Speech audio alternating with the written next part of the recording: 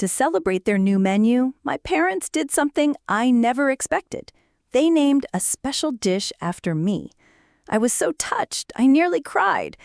But when my husband, a food scientist, read the list of ingredients, his face went white. "Don't eat it, Anna," he whispered, his eyes full of a terror I didn't understand. "It's a trap." I had no idea what he meant until I found the multi-million-dollar life insurance policy they had just taken out on me. Before we dig in, I have a quick question for you. What's one food you would never, ever eat? Let me know in the comments. And remember to subscribe for more stories every day. Okay, let's head to the restaurant. The invitation to the grand reopening of my parents' restaurant, the Miller Table, had felt like an olive branch.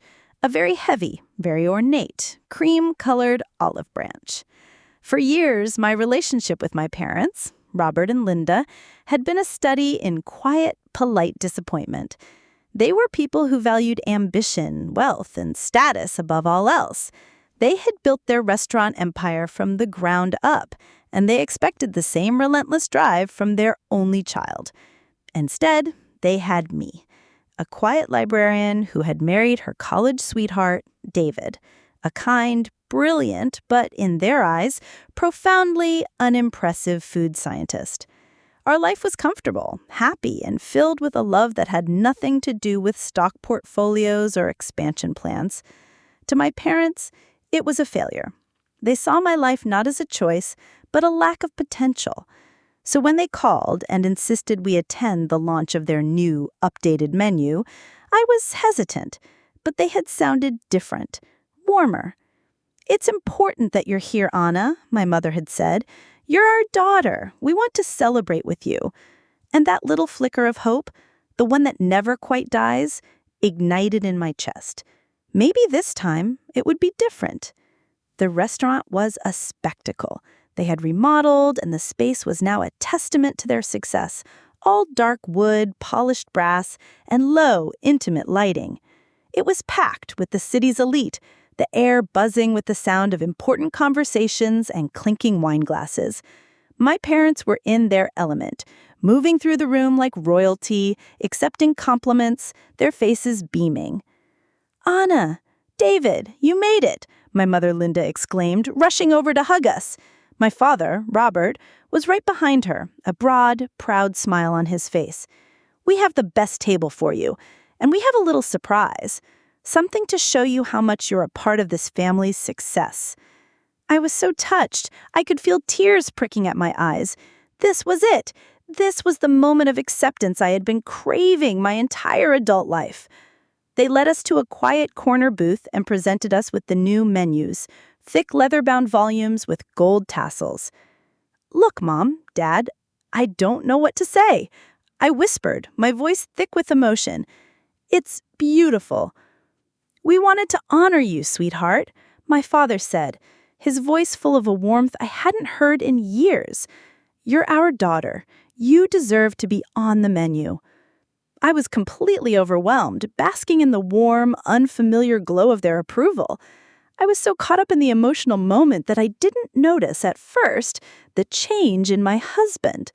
David, my methodical, analytical David, was not looking at me. He was staring intently at the menu, his brow furrowed in deep concentration. He read the description for my dish once, then twice. The polite, happy smile he had been wearing all evening slowly, almost imperceptibly vanished. He reached across the table and gently took the menu from my hands, his eyes still fixed on the page. I watched as the color drained from his face. He looked up from the menu, his own face a mask of pure, unadulterated, and, to me, completely incomprehensible terror. His eyes locked with mine. He gave a tiny, almost invisible shake of his head. Then he leaned forward, his voice a low, urgent, and terrified whisper that cut through my happy haze like a shard of ice. "We have to leave," he said. "Now." "What?" I whispered back, confused and embarrassed. David, what are you talking about? We just got here. Anna, listen to me, he hissed, his hand reaching across the table to grip mine, his fingers cold and tight. Do not order that dish. Do not eat anything. We are getting up and we are walking out of this restaurant right now. I stared at my husband's terrified face, then at my parents, who were smiling at me from across the room, oblivious. I was trapped between a gesture of what I thought was pure love and a warning of absolute bone-chilling terror. And in that moment, I had no idea which one was the lie. The world seemed to slow down, the cheerful, sophisticated buzz of the restaurant fading into a dull, distant roar in my ears. The only thing that was real was my husband's hand, cold and tight around mine, and the look of pure, primal terror in his eyes. He wasn't just worried, he was terrified. "David, you're scaring me," I whispered, my voice trembling. "What is it? What's wrong with the dish?" "I can't explain here," he hissed, his eyes darting nervously towards my parents, who were now watching us with expressions of growing confusion and annoyance. "Just trust me, Anna, please. For the love of God, trust me." The raw, desperate plea in his voice was something I had never heard before. This was not my calm, rational, scientific husband. This was a man staring into an abyss. I made a split-second decision. I chose him. I chose to trust him. I gave my parents a wobbly, apologetic smile. "You know what? I'm suddenly not feeling very well. I think I might need some fresh air." Before they could protest, David was on his feet, pulling me with him. "So sorry," he said to my bewildered parents. "We'll call you tomorrow." He practically dragged me through the crowded restaurant, our apologies a scattered trail behind us as we fled, leaving my parents sitting at their table of honor, their faces a mixture of fury and utter bewilderment.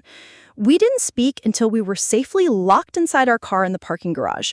The silence was thick and heavy, broken only by my own ragged breathing. "Okay," I said, turning to him, my heart hammering against my ribs. "Talk to me. What just happened? You completely humiliated my parents. You ruined what was supposed to be a reconciliation." "A reconciliation?" he said, his voice a low, angry growl that was completely unlike him. He ran a hand through his hair, his face pale and slick with a sweat I now recognized as fear. "Anna, that wasn't a reconciliation. That was an execution." "What are you talking about?" I cried, my frustration and confusion boiling over. "It was a dish. A lamb dish with a fancy name. You're a food scientist, David, not a conspiracy theorist." "Exactly," he said, his eyes locking with mine, and the look in them was so full of a cold, scientific certainty that it chilled me to the bone. I am a food scientist, which means I know that Rosmarinus sylvestris, he quoted the name from the menu, his voice dripping with a terrible irony, is not just a wild Tuscan rosemary. That's a marketing term. It's the scientific name for a very specific, very rare subspecies of the plant, and its cold-pressed extract, in the concentration needed to infuse a piece of meat, is something I have only ever read about in toxicology journals. He took a deep, shuddering breath. "Anna," he said, his voice now a quiet, terrible whisper, "you know your allergy, the one you've had since you were a little girl, the one that put you in the hospital twice, the one your parents know about better than anyone in the world." My blood ran cold. My allergy, it was so rare, so specific, that I hadn't had a reaction in over a decade. An allergy to a specific protein found only in the pollen of a rare, wild varietal of rosemary that grew in one specific region of Italy. An allergy so severe that even a trace amount could cause anaphylactic shock. "The extract of Rosmarinus sylvestris," David continued, his voice the calm, detached tone of a scientist delivering a fatal diagnosis, "is one of the most potent, concentrated forms of that exact protein in the world.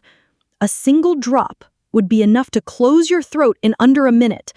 A full infusion, like the one described on that menu, it wouldn't just make you sick, Anna.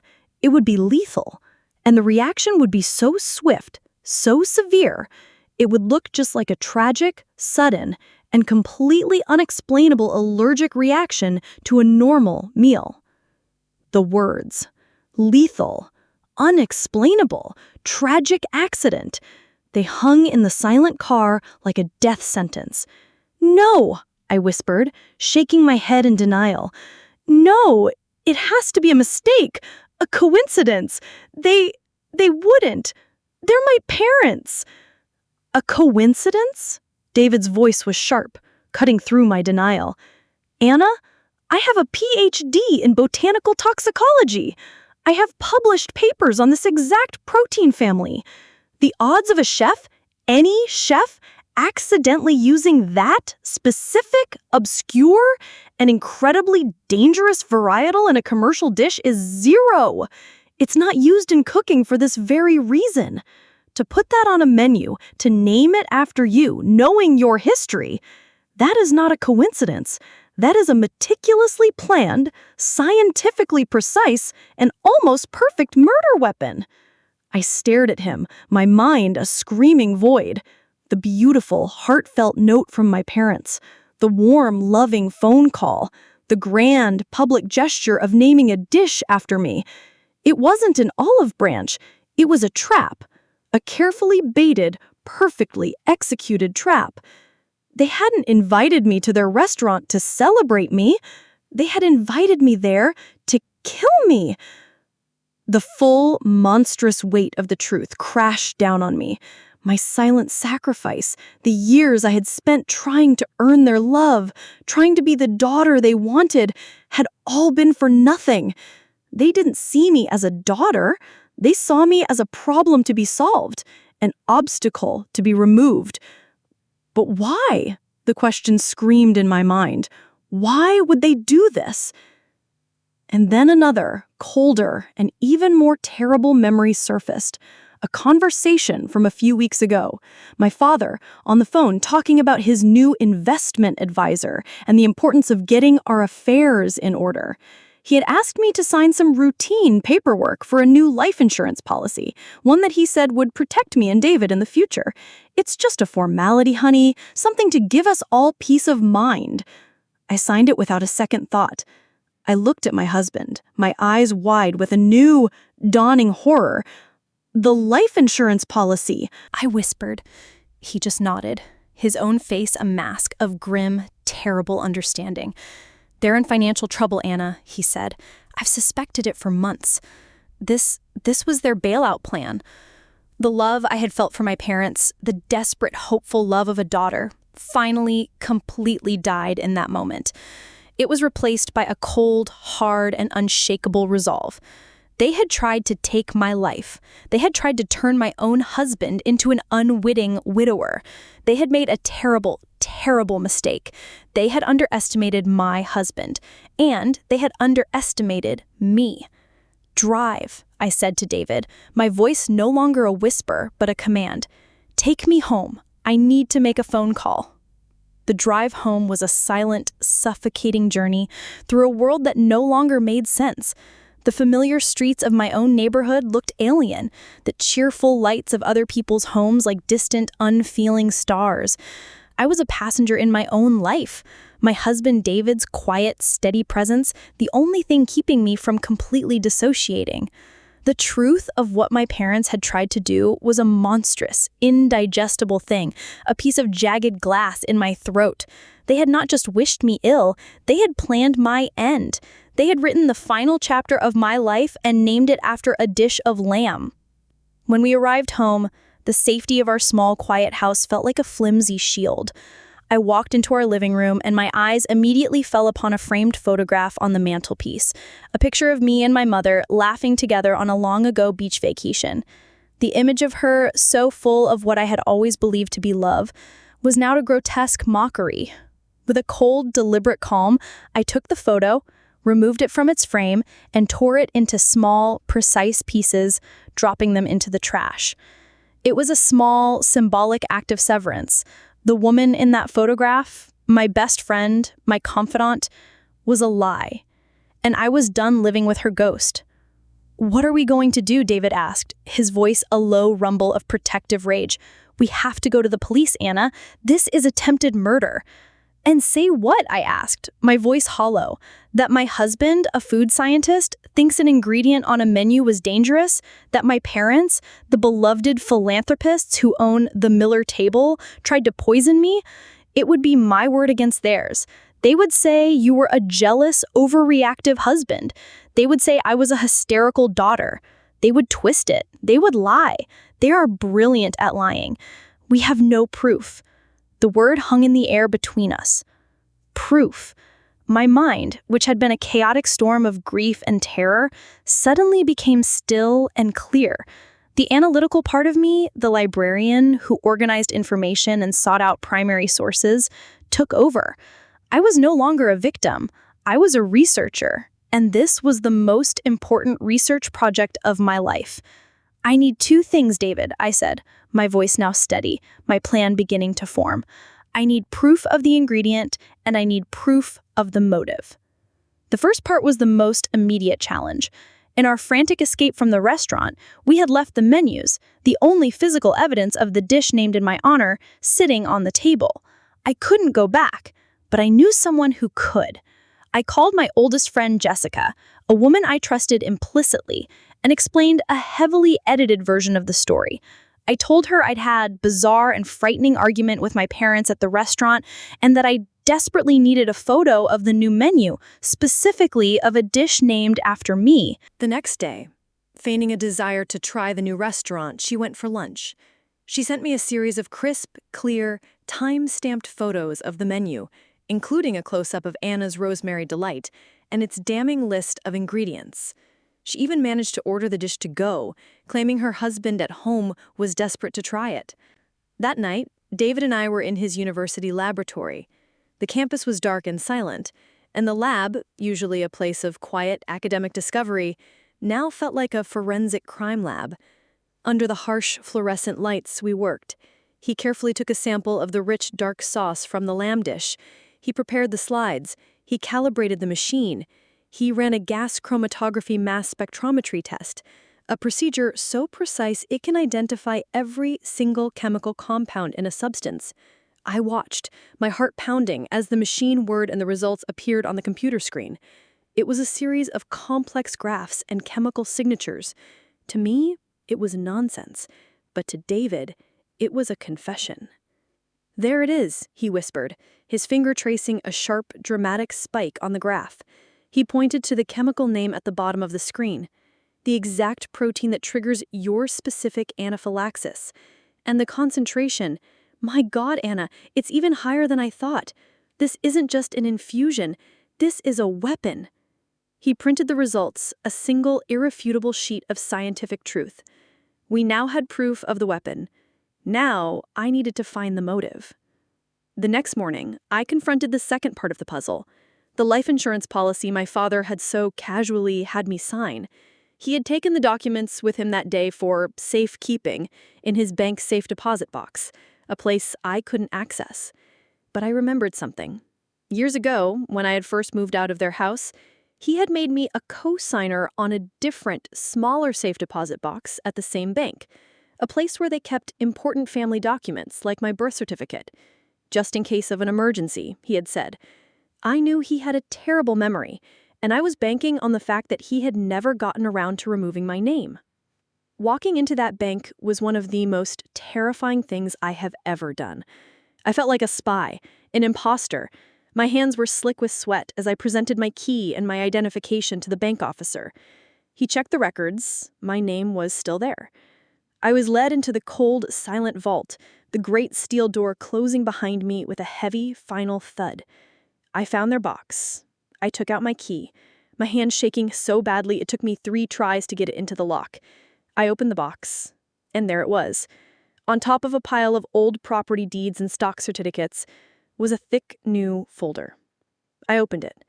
It was a multi-million-dollar life insurance policy taken out just 1 month ago.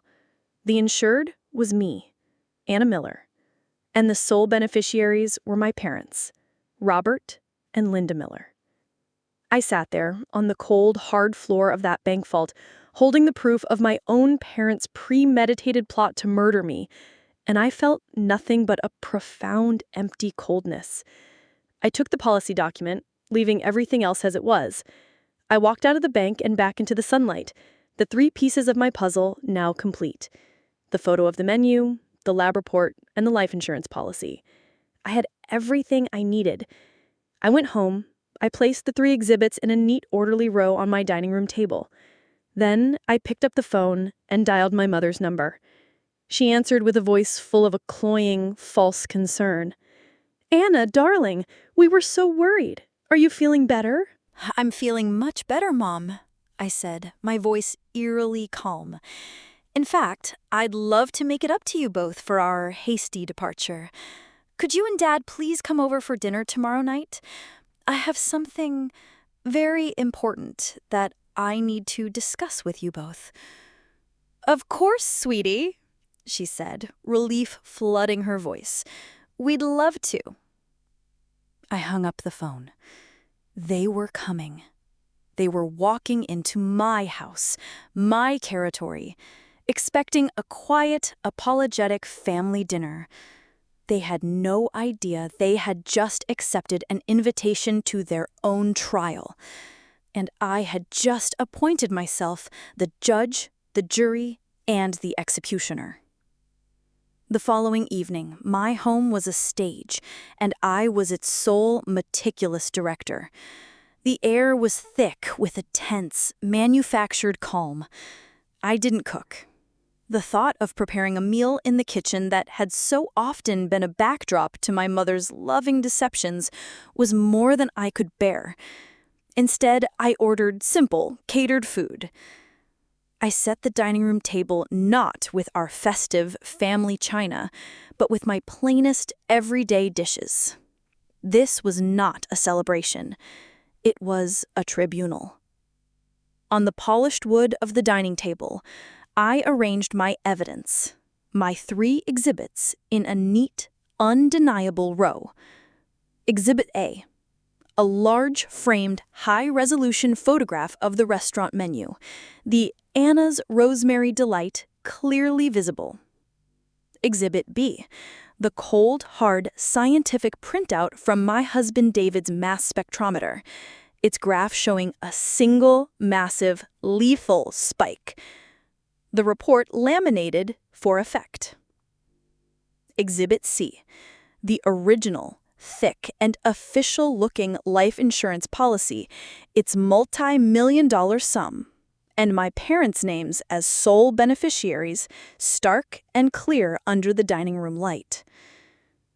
When the doorbell rang at precisely 7 o'clock, my heart gave a single, hard thud, but my hands were perfectly steady. I was ready. They walked in, a perfect portrait of parental concern.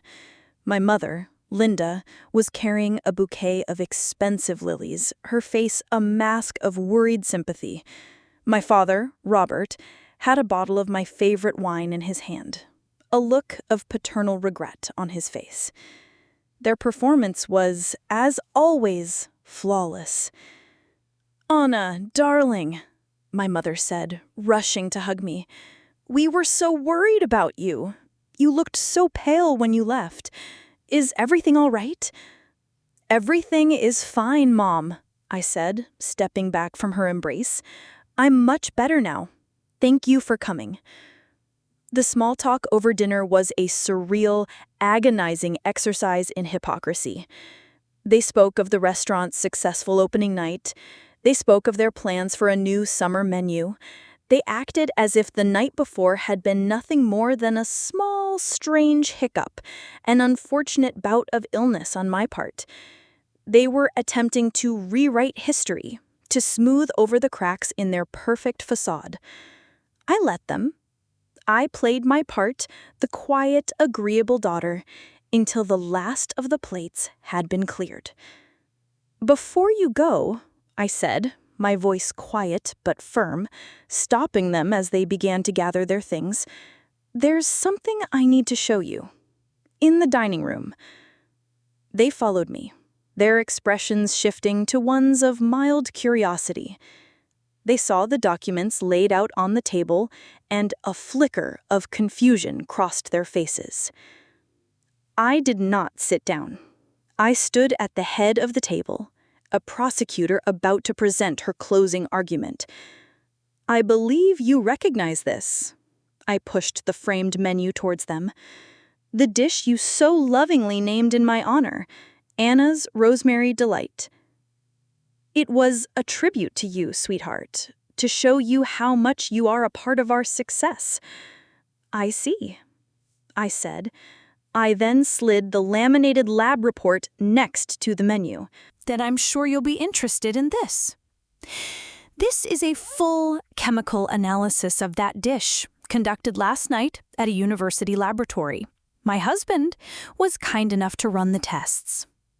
I'll draw your attention to the highlighted compound here on page 3. Its name is salvinorin A.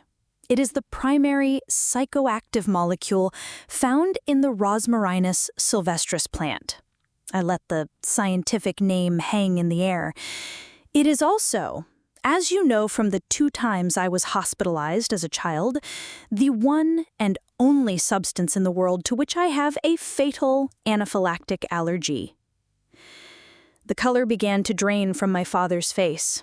My mother just stared, a look of utter, blank incomprehension on her face.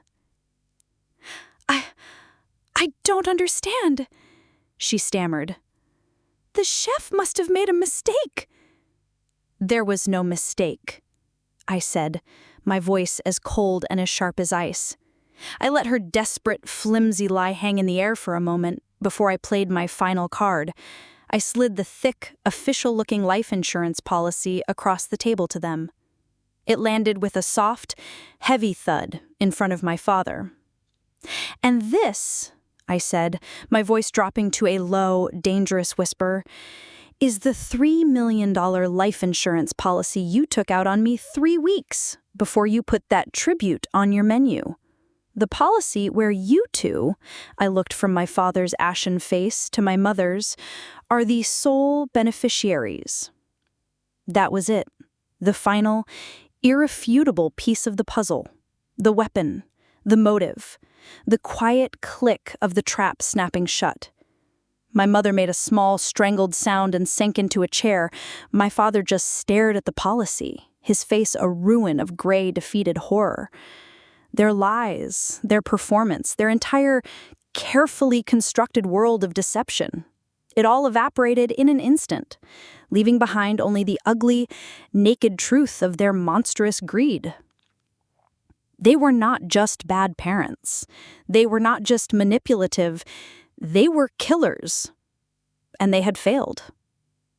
I looked at them, at these 2 strangers who had given me life and had then so coldly and meticulously planned my death, and I felt a profound and surprisingly peaceful sense of release. I finally asked the one question that had been haunting me for the last 24 hours. I need to know," I said, my voice a genuine, curious whisper. "When you were planning it, when you were designing the menu and calling the insurance agent, was it hard? Did you feel anything at all? Or was it just business?" They had no answer. My mother was now openly, hysterically sobbing, not with remorse, but with the pure, selfish terror of being caught. My father just looked broken. I had my answer. I turned, walked to the kitchen counter, and picked up my phone. They watched me, their eyes wide with a new, dawning, and absolute terror. Who was I calling? I dialed a number I now knew by heart and put the phone on speaker. It rang once. "Homicide Division, Detective Miller speaking." I looked at my parents, at their terrified, trapped faces. "Detective?" I said, my voice calm and clear. "It's Anna Miller. We spoke yesterday. They're here. And I believe," I said, my gaze locking with my mother's. They are ready to make a full confession. The look of pure, soul-shattering terror on my parents' faces when they realized the police were not on their way, but had been a part of my plan all along, was the last thing I saw before I turned and walked out of the room, leaving them to their fate. The sound of the detective's calm, professional voice on the speakerphone was the sound of the world shifting on its axis. It was the sound of the end. My mother, who had been sobbing hysterically into her hands, froze, her head snapping up, her eyes wide with a new, dawning, and absolute terror. My father, who had been a statue of gray, defeated shame, seemed to crumble in on himself, a low, guttural moan escaping his lips. They had been so certain in their little bubble of deception, they had never, for a single arrogant moment, considered that I would not just discover their secret, but that I would have the cold, calculated strength to bring the full weight of the law down upon them. The next few minutes were a surreal, out-of-body experience. I didn't have to wait long. Two plainclothes detectives, a man and a woman who had clearly been waiting in an unmarked car just down the street, walked calmly up my driveway and knocked on the front door. I let them in. The scene that unfolded in my living room was one of quiet, bureaucratic horror. There was no shouting, no struggle. My parents' monstrous, theatrical lies were met with the calm, methodical, and utterly unimpeachable procedures of the law. The detectives read them their rights. They were informed they were under arrest for conspiracy to commit murder. I watched as my mother's hands were cuffed behind her back, her expensive silk blouse now looking absurdly out of place. I watched as my father was led, unresisting, out of the home he had been welcome into so many times, his face a blank mask of utter ruin. As they were being led to the unmarked cars, my mother turned to me one last time, her face a twisted, unrecognizable mess of tears and hatred. "You did this!" she spat, the words a venomous, pathetic last gasp. "You destroyed your own family!" I just looked at her, my heart a cold, still thing in my chest. "No, Mom," I said, my voice quiet but clear. "I didn't. You did." The fallout was, as expected, a media firestorm in our small city. The story was a thing of nightmares, a local restaurateur couple attempting to murder their own daughter for insurance money. The name The Miller Table became synonymous not with fine dining, but with a dark and twisted domestic horror. The restaurant, of course, closed within a week, its reputation, like my parents' lives, destroyed beyond repair. The legal process was long and agonizing. My parents, faced with the irrefutable evidence of the lab report, the insurance policy, and their own damning, secretly recorded words from the birthday party video, had no defense. Their high-priced lawyers managed to get them a plea bargain. They were sentenced to 20 years in prison, a sentence that meant, for all intents and purposes, they would likely die there. I attended the sentencing. I stood before the judge and gave a victim impact statement. I did not speak of anger or of revenge. I spoke of the profound, soul-shattering nature of their betrayal. I spoke of the mother who had been my best friend and the father I had always sought to please. I spoke of the daughter they had been willing to sacrifice on the altar of their own greed. I spoke of the life they had not just tried to end, but the life of trust and love they had already murdered long before they ever put that poison on the menu. When it was all over, when the legal battles were done and the headlines had faded, I was left in the quiet, empty aftermath. I had justice, I had my life, but I was a different person, a woman who had been forced to look into the abyss and see her own parents staring back. My vindication, I discovered, was not in their imprisonment. It was in my own survival. It was in the quiet, unwavering love of my husband, David, the man whose scientific mind and steadfast loyalty had literally saved my life. It was in the innocent, happy laughter of my son, a sound I now cherish with a fierce protective love that was almost painful. I used the significant sum from the now canceled life insurance policy, which the courts had awarded to me as restitution, to start something new. I created a foundation, a small, local foundation dedicated to providing financial and legal aid to victims of a very specific kind of crime: domestic financial abuse and fraud within families. I had learned, through my own horror, that this kind of secret, silent crime happened far more often than anyone knew. I had the resources, and now I had the voice to help. It's been 2 years. I am no longer a quiet librarian. I am an advocate, a fighter. I stand on stages, not at fancy restaurant openings, but at community fundraisers and support groups, and I tell my story. I tell it not for pity, but as a warning and as a promise. A warning that monsters can sometimes look just like the people you love, and a promise that you can survive them. My parents, in their arrogance, had made one fatal, catastrophic mistake. They thought I was weak. They mistook my quiet nature for a lack of strength. But my vindication, my final true revenge, wasn't taking the absolute worst thing they could ever do to me and transforming it into the best thing I have ever done.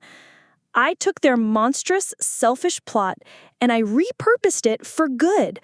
I took the inheritance they tried to steal and I used it to build a legacy of my own, one built not on lies and greed, but on truth, on justice, and on the quiet, unshakable strength of a survivor. An absolutely chilling story of betrayal and a powerful reminder of the strength of a survivor. What do you think of the way Anna used her own pain to help others? Let us know your thoughts in the comments below. If you were moved by this incredible story of justice, please show your support by hitting that like button and be sure to subscribe for more powerful stories every day. Don't forget to click the notification bell so you never miss an upload. Thanks for watching, and we'll see you in the next one.